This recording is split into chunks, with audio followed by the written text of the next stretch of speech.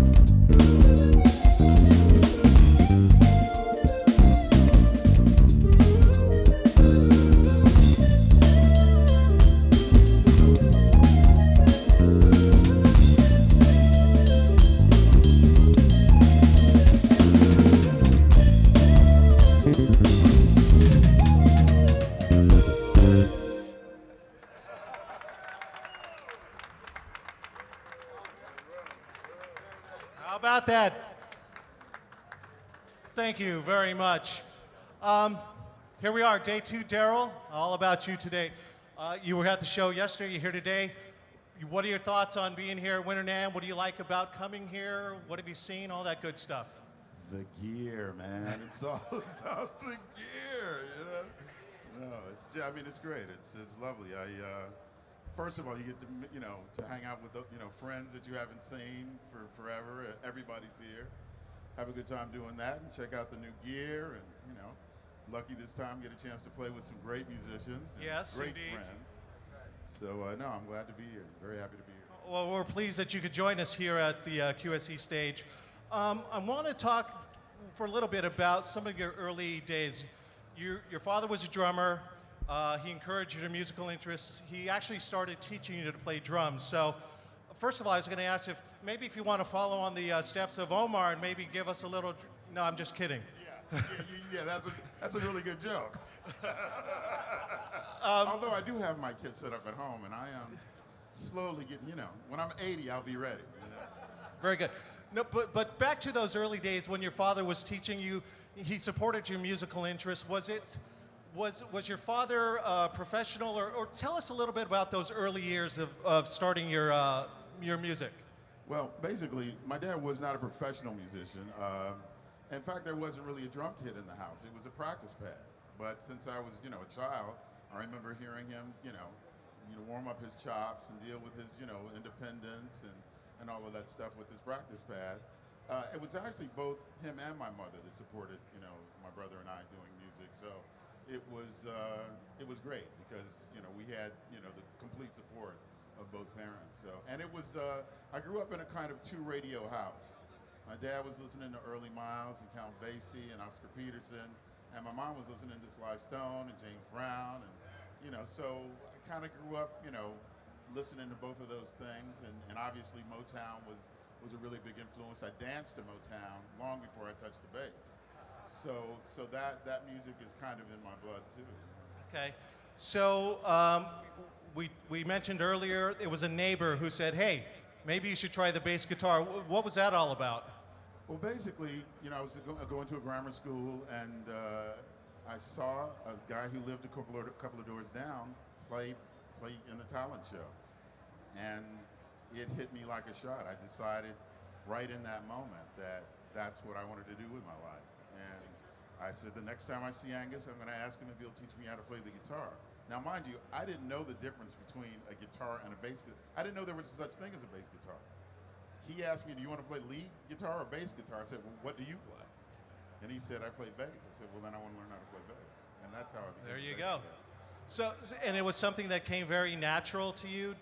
Was there a high learning curve, or it was just in you? I think 2 things. Maybe there was some kind of natural inclination, but what we look back on now, he and I are still very good friends. He was a good teacher. He was a really good teacher. I don't think either of us knew it at the time, but he taught me a really simple bass line, but he made me get it right that first day. And so that kind of became the standard. It was both, maybe a little bit of both, but I was lucky because I had a good teacher. Okay, so from those early times, did you sort of know fairly quickly that, hey, this is what I want to do for a living? I want to be a professional bass player, professional musician? I think the response of the crowd when I saw them, I knew all of the guys that were on stage that day in that talent show. And I think the response of the crowd and the fact that I knew them all, but I didn't know they were musicians, and I think all of that, it was that day that I decided. It was before I started playing. I mean, it must have been the response of the audience that really, I was like, that's it. I'm going to do that. I'm going to do that. So I guess I really decided I was going to be a musician before I became a musician. Excellent. Wow. Okay, so let's go back to the introduction to Miles Davis, and tell us a little bit how that all came together. It's sort of like I don't know if it's a random introduction that you want to say, but these were guys that you grew up with, and it just so happened to be that you just happened to be friends with the right friends? Well, I mean, that was a big part of it. Vince Wilburn Jr. and I had been playing around Chicago, playing clubs, and I think it was before I could even drive, because he pick me up for gigs, and before he dropped me off at night, we'd sit in the car and dream about playing with Miles, you know, and hope we get a chance to play with Miles one day, and fast forward a few years, and he calls me on the phone and says, Miles wants to hear you play over the phone. Okay. And I never did play over the phone, but that's how it started. That's how everything started. He said, when can you be in New York? It was a Monday, I remember well. And I was thinking, it's Miles Davis, so I got to be cool, you know. So I said, I could be there Wednesday. And he said, what's going to take you so long? You going to walk? And so, no, I'll be there tomorrow morning, you know. So I went and auditioned, and Vince came out and told me, yeah, man, you got the gig. I said, no. I want him to tell me. So Miles comes out of the bedroom, looks at me, punches me in the arm, and he says, you got it. Very nice, very nice. Was that the time, or maybe was there a time before where you kind of said, this is my big break, or this is, we talked with Omar yesterday about, what he thought what his big break was, and that was the Patti LaBelle audition. Was the Miles Davis sort of the moment for you? Pretty much. Yeah. Just wanted to make sure. I mean, it's pretty obvious, but. Yeah, let's see. Such and such and such and such. Miles Davis. Yeah. Yeah, that was it. Okay. Yeah. So let's talk a little bit about QSC and how you came to discover us, how you're using our gear, all of that good stuff. How was it that you came to discover what we do at QSC and all of that good stuff? As usual, it was drummers. Yeah, it was you. You told me that you had, that you were using QSC for your electronic drum monitoring. And I kept that in the back of my mind. And then I went on the road with Dave Weckl and Oz Noy, and he was using QSC. And so after two guys whose, ears, in addition to their talent I respect, said that QSC was it, I decided to try it. And I am a proponent of a lot more wattage than most bass players kind of use. I mean, 800 watts, it's cool. But, a little bit more, and you have a bigger footprint in the room. And if it's clean power, nobody ever complains. They just say, they walk up to you at the end of the night and say, oh, I could feel the bass in my chest. That's exactly where I want it, And so, I put together the rig with the, I don't know the names of all of the gear, but the subwoofer with the 212s. Okay, the K sub, which we have right underneath the deck here. And we started out with the K12. K12s. Yeah. Yes. And actually, for a smaller rig, I've been using K8s with the K sub. So for a smaller rig, we're still talking about 3,000 watts of power. So that's enough. That's a good start. Makes a little noise, does it? So, and literally, you can be in a room and you can play and everybody can hear you well, but there's this low end there, you need some power to reproduce low end, and so it's great for me. I love QSC. Okay, so K series was sort of your first introduction to using QSC branded products. Absolutely. And it's still in your rig today. The rig today is still, depending on the club size, is 8s with the sub or 12s with the sub? Well, I play with a rock and roll band, so I use some tube gear by another company. But That's I use the QSC gear to give me what I call pure horsepower. So it's a very valuable part of my sound. So the QSC stuff is giving you that pure horsepower that you need. Has it helped out with, is it easier to load in and out of a gig now? In anything to share about sort of that aspect of, loading the stage every day? I don't do as much loading of gear. Well, no.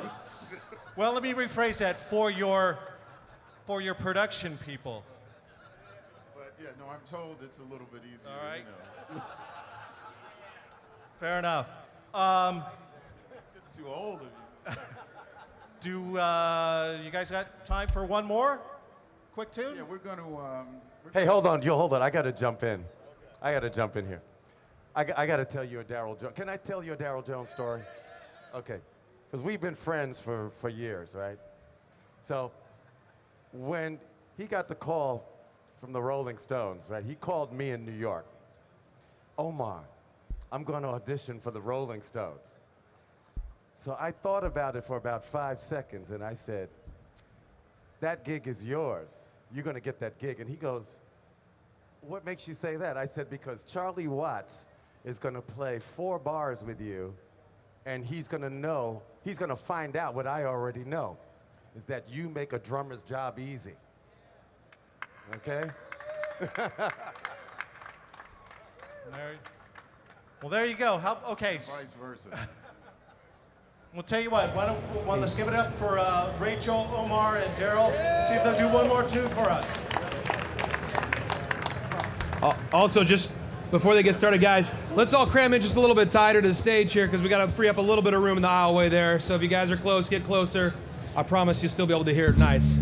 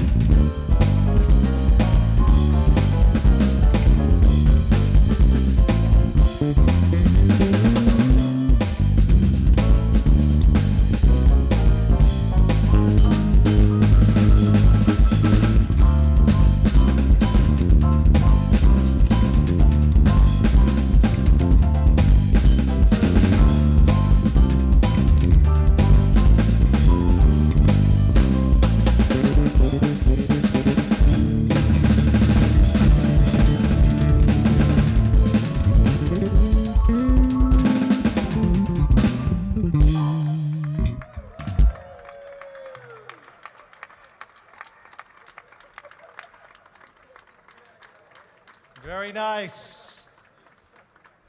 Thanks so very much, y'all. Couple of quick more things. What do you got going on? What are you working on? Anything you want to share with everybody? There are a couple of things that I'm working on. I'm going to finish a record this year if it kills me. And I've been messing around with guitars, basses and guitars. I'm going to see if I can get something going with that. So just stay tuned. Daryl Jones, bassist, Facebook. And Okay. you'll be able to find out what's going on. And All right. appreciate it. All right, well, there you go. Daryl, want to say again, thank you for stopping by the QSC stage. Omar, Rachel, thank you yet again for coming back. So again, all things Daryl Jones, check out his Facebook page. Daryl Jones, bassist. Daryl Jones, bassist. For Omar and Rachel, check out their websites as well, omarhakim.com, rachelz.com. Again, we want to thank everybody for stopping by the stage here. Thank you for watching on our webcast.